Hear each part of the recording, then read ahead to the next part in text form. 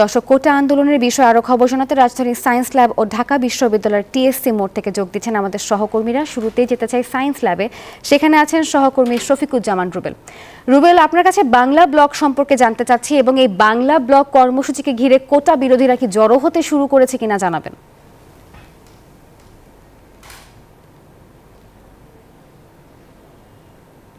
কোটা বিরোধীরা কিন্তু ইতিমধ্যে জড়ো হতে শুরু করেছে। আপনি দেখতে পাচ্ছেন আমি এই মুহূর্তে সায়েন্স ল্যাবের মোড়ে দাঁড়িয়ে রয়েছি, যেখানে আসলে একটা গুরুত্বপূর্ণ জায়গা ঢাকা শহরের।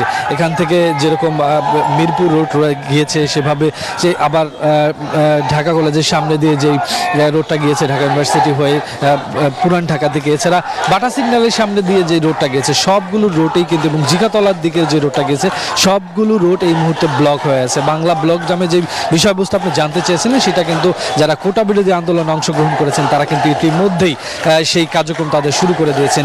এখানে ঢাকা কলেজের শিক্ষার্থীরা তারা কিছুক্ষণ আগে আমরা দেখেছি প্রায় আধা ঘন্টার উপরে তারা এই জায়গাটা ব্লক করে আছেন, এবং আপনি দেখতে পাচ্ছেন যে সব রাস্তায় কিন্তু সব গাড়িগুলো একদম দাঁড়িয়ে গেছে, কোনো ধরনের গাড়ি কিন্তু তারা যেতে দিচ্ছেন না। সাথে যারা আসলে যানবাহনে যারা দৈনন্দিন কাজে বেরোচ্ছেন তারা কিন্তু একটা বিশাল ভোগান্তিতে পড়ছেন। সেই সাথে সাথে এখানে ঢাকা কলেজের শিক্ষার্থীদের সাথে আশেপাশের যেই কলেজগুলো রয়েছে সেই শিক্ষার্থীরাও আসতে শুরু করেছে। আমরা দেখছি কিছুক্ষণ আগে এখানে অল্প কিছু শিক্ষার্থী ছিল যারা মূলত শুধু ঢাকা কলেজের, এছাড়া 7 কলেজের যে শিক্ষার্থীরা তারাও নাকি এই স্থানটিতে, এছাড়া যারা গুরুত্বপূর্ণ যে স্থানগুলো রয়েছে বিশেষ করে রাজধানীর ভেতরে, সেই স্থানে কিন্তু তারা জড়ো হবেন, এই কথা তারা বলছেন। তারা স্লোগানে একটা কথাই বলছেন, আপনি জানেন যে বেশ কিছুদিন যাবত যে কোটা আন্দোলন হচ্ছে, বিরোধী আন্দোলন, সেটাই বলছেন।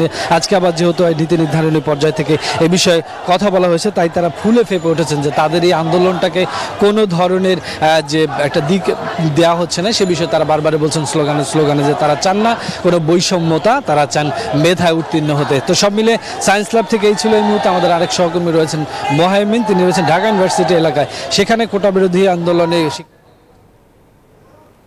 রুবেল, আপনাকে ধন্যবাদ। এবারে দর্শক যাব ঢাকা বিশ্ববিদ্যালয়ের টিএসসি মোড়ে, সেখানে আছেন সহকর্মী আল মোহাইমিনুল খান। মোহাইমিন, কিছুক্ষণ আগে আমরা সায়েন্স ল্যাবের খবর জানছিলাম আর কি, সেখানকার কোটা বিরোধীরা সেখানে জড়ো হতে শুরু করেছে। টিএসসির কি খবর আছে আপনার কাছে? সেই টিএসসি মোড়ও কি এখন পর্যন্ত কোটা বিরোধীরা জড়ো হতে শুরু করেছে কিনা জানাবেন।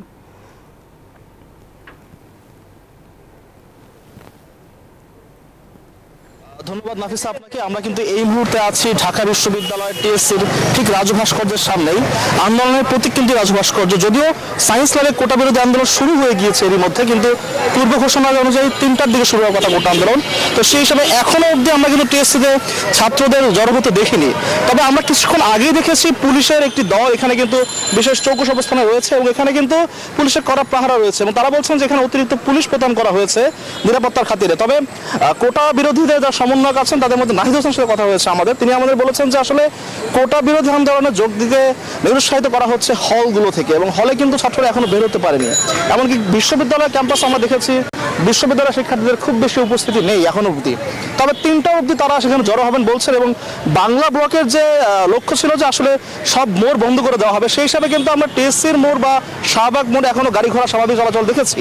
তবে সায়েন্স ল্যাবে জড়ো হয়েছে যারা, তারা বেশিরভাগই কিন্তু বিভিন্ন ক্যাম্পাস থেকে এসছেন, কিন্তু এখনো অবধি ঢাকা বিশ্ববিদ্যালয় ক্যাম্পাসে কোনো শিক্ষার্থীকে কোনো আন্দোলনে আমরা যুক্ত হতে দেখিনি। এবং নাহিদের বক্তব্য অনুযায়ী তারা ঠিক 3টা বাজেই জড়ো হবেন বিভিন্ন হল থেকে, এবং সেক্ষেত্রে তাদের যে পূর্ব ঘোষণা রয়েছে বাংলা ব্লক, সেই অনুযায়ী কিন্তু তারা সবগুলো সিগন্যাল প্রতিটি মোড় বন্ধ করে দেবেন। এবং ক্যাম্পাসের বিভিন্ন হল কিন্তু বিভিন্ন অংশে অবস্থান করায় এখনো বলা যাচ্ছে না যে ঠিক কোন হল থেকে কিন্তু শিক্ষার্থীরা জড়ো হতে শুরু করবেন। তো টিএসসি থেকে এই ছিল আমার কাছে সর্বশেষ তথ্য। ধন্যবাদ নাফিসা আপনাকে।